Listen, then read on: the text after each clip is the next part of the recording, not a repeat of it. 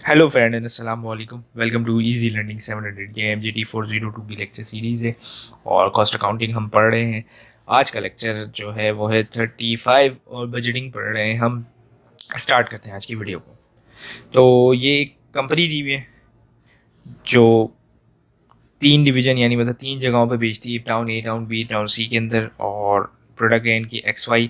Quantity इसकी दी हुई है कि भाई X यूनिट जो है वो टाउन ए में कितना बिकता है, टाउन बी में कितना बिकता है और टाउन सी में। अच्छा, ये कि टाउन ए में तो दोनों प्रोडक्ट बिकती है, लेकिन टाउन बी के अंदर सिर्फ Y प्रोडक्ट बिकती है, टाउन सी के अंदर सिर्फ X प्रोडक्ट बिकती है। पर यूनिट दी हुई है 16, 10, 10 और 16। ये कुछ जनवरी, ये फरवरी जनवरी होगा ये, क्योंकि ऐसे तो फरवरी स्टार्ट नहीं है, जनवरी से की सेल दी हुई है। खैर उस पर फोकस नहीं करें, आप अपने लर्निंग पे फोकस करें। तो अब इसके अंदर टाउन ए की सेल्स दी हुई है, तो वो है 62,500। इसी तरीके से एक्स प्रोडक्ट की, वाई प्रोडक्ट की दी हुई है 37,500 10 से।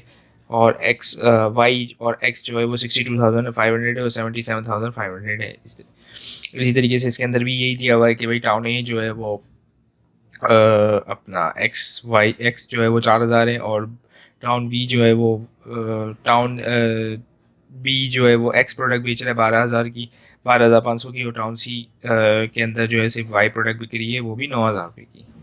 अब इसके अंदर जो प्रोडक्शन है कॉस्ट बजट की, वो यानी कि मतलब पहली रिक्वायरमेंट क्या है, जो सेल्स है वो 20% ऑफ कॉस्ट है।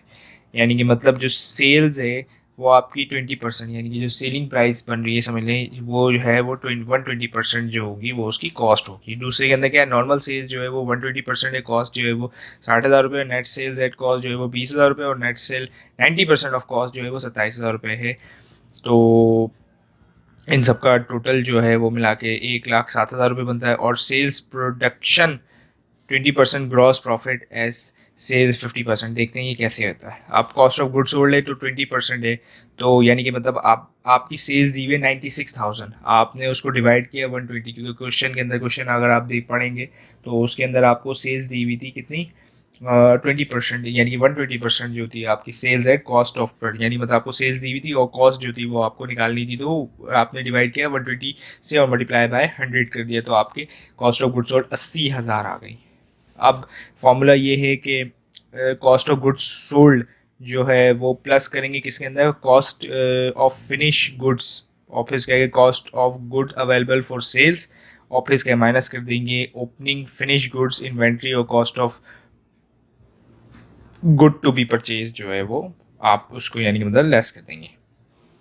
अब इसके अंदर नॉर्मल सेल्स एट कॉस्ट, जो नॉर्मल सेल एट कॉस्ट जो क्वेश्चन नंबर 2 था उसके अंदर, यानी मतलब रिक्वायरमेंट नंबर 2 थी, उसके अंदर क्या कि 60,000 रुपये की आपकी सेल्स थी, ठीक है, उसको डिवाइड किया 120% से, तो आपके पास और मल्टीप्लाई 100 किया तो 50,000 रुपये आया। अब कॉस्ट ऑफ सेल्स वो भी क्वेश्चन में दी हुई थी 20,000, और कॉस्ट एट बिलो जो दी हुई थी 27%, 90%, यानी जो cost of 90% of sales of 90% of cost जो दी हुई थी वो थी आपकी 27,000, तो उसको डिवाइड करेंगे तो 30,000 आपके पास आ जाएगा। ये 2,70,000 नहीं है, ये 27,000 है। ये 2,70,000 नहीं है, ये 27,000 है। ये यहाँ पे करेक्शन की ज़रूरत है, ये गलती है यहाँ पे। तो कॉस्ट ऑफ सेल्स जो है वो आपके पास आ गई 1,00,000, यानी 50,000, 20,000 और 30,000 को आपने ऐड किया। आप हैंड आउट पे फोकस कीजिएगा, स्लाइड के अंदर एक आध मिस्टेक आ रही है, मैं इसको इसको फोकस नहीं कीजिएगा। अब एक ग्रॉस प्रॉफिट, और उसके अंदर क्या दिया हुआ था, सेल्स आपकी ग्रॉस प्रॉफिट जो है वो है आपका, और क्वेश्चन के अंदर दिया था sales production 20% gross profit of 150, यानी कि मतलब 1,50,000 रुपये पे। तो ग्रॉस आपको कितना क्या करेंगे, अब आप ग्रॉस प्रॉफिट आप इसमें से निकालेंगे, कैसे निकालेंगे, 1,50,000 का जो 20%, यानी कि मतलब उसको 1,50,000 को डिवाइड करेंगे 1,000 से, और उसका 20% जो है वो आपको उससे मल्टीप्लाई कर देंगे तो 30,000 आ जाएगा, तो आपको पास ग्रॉस प्रॉफिट आएगा। तो ग्रॉस प्रॉफिट को आप माइनस कर देंगे सेल्स से, तो आपके पास कॉस्ट ऑफ गुड्स सोल्ड आ जाएगी। अब इस तरीके से अब इसके अंदर दिया हुआ टोटल बजट, टोटल बजट जो है वो कॉस्ट आर सोल्ड एट 120% जो है वो, और फिर कॉस्ट ऑफ गुड्स सोल्ड जो हुई है वो इसके अंदर थोड़ी स्लाइड ऊपर नीचे, तो खैर 3,00,000 रुपये की है, और यूनिट जो है वो 2500 यूनिट है। इसी तरीके से finish cost of closing finish goods stock जो है वो 40,000 है और यूनिट जो है वो 500 है, तो उसको ऐड कर देंगे और फिर उसके आगे कॉस्ट ऑफ ओपनिंग जो आपके पास फिनिश गुड्स आया उसको माइनस कर देंगे, तो आपके पास जाके 280,000 और 2,400 जो है वो आंसर आ जाएगा। अब इसके सोल्यूशन जो है वो क्या है, डायरेक्ट मटेरियल जो है वो आपका 2400 यूनिट है और मल्टीप्लाई करें 30 से, और फिर उसके आगे डायरेक्ट लेबर भी 2400, जाहिर सी बात है और फिर इसके आगे वेरिएबल कॉस्ट फिक्स कॉस्ट इसके अंदर दी हुई है आपको 34,000 रुपये। तो अब इन सब का टोटल करेंगे तो 280 आएगा, उसको आप 2400 से डिवाइड करेंगे तो 11.67 जो है वो आपका पर यूनिट कॉस्ट जो है वो निकल के आ जाएगी। अब डायरेक्ट मटेरियल कॉस्ट बजट, यानी कि मतलब डायरेक्ट मटेरियल का जो कॉस्ट है वो बजट क्यों किया जाता है। It prepare in both unit and quantity, यानी कि मतलब जो है वो यूनिट और क्वांटिटी के अंदर किया जाता है। इंपॉर्टेंस ऑफ मटेरियल क्या होता है,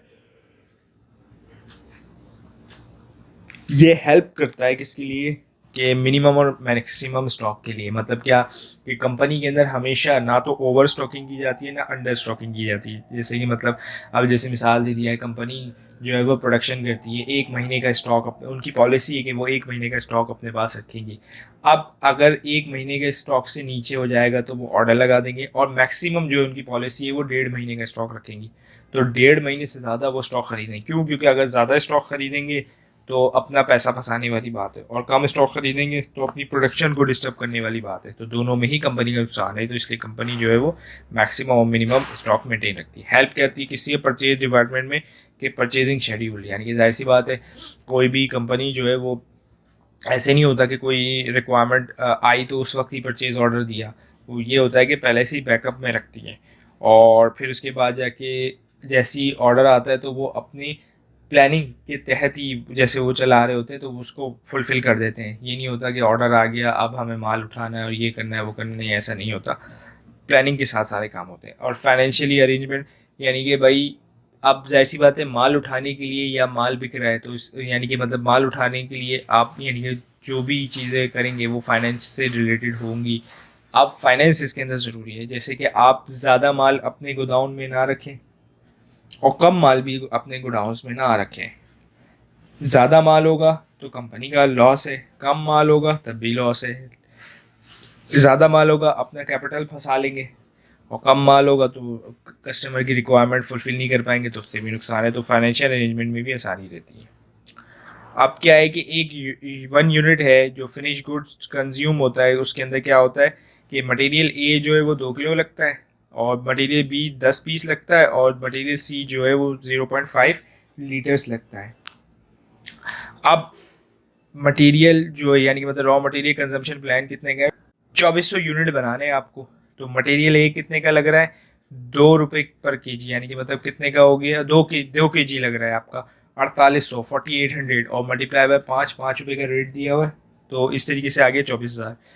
अब मटेरियल बी जो है वो पीसीस के हिसाब से लगता है, तो एक यानी कि मतलब जाहिर सी बात है 1 यूनिट बनाने में 10 पीस लगते हैं, तो 24 यूनिट बनाए तो मल्टीप्लाई करेंगे तो 24,000 हो जाएंगे, और फिर उसका इसका रेट दिया हुआ है 1.5%, तो 36,000 आ गए। इसी तरीके से मटेरियल सी जो है वो 2400 है, उसको मल्टीप्लाई करेंगे हाफ लीटर, यानी मतलब हाफ लीटर मटेरियल से वो बन जाता है, तो 1200 आए और उसको मल्टीप्लाई कर दिया 10 से जो उसकी रेट दिया हुआ है आपको क्वेश्चन के अंदर, तो ये आ गए 12,000। इन सबका टोटल करेंगे तो 72,000 रुपये आ जाएगा। और वही करेंगे कि भाई यूनिट टू बी कंज्यूम कितने हैं, 4800, और कितने स्टॉक में रह गए तो उसको ऐड कर देंगे 1200, तो कितने हो गए 6,000, और ओपनिंग इन्वेंट्री कितनी है 1,000, तो वो माइनस कर देंगे तो 5,000 आपके पास नेट आ जाएगा। इसी तरीके से मटेरियल सी के अंदर भी यही चीज़ है कि मटेरियल जो सी है वो 1200 कंज्यूम हो रहे हैं आपके, और जो क्लोजिंग यूनिट इन इन्वेंट्री 300 है, और फिर उसके बाद जाके मटेरियल अवेलेबल फॉर यूज़ जो है वो 1500 है, तो 1400 इस तरीके। मैं उम्मीद करता हूँ कि आपको ये वीडियो पसंद आई होगी। Thank you for watching this video.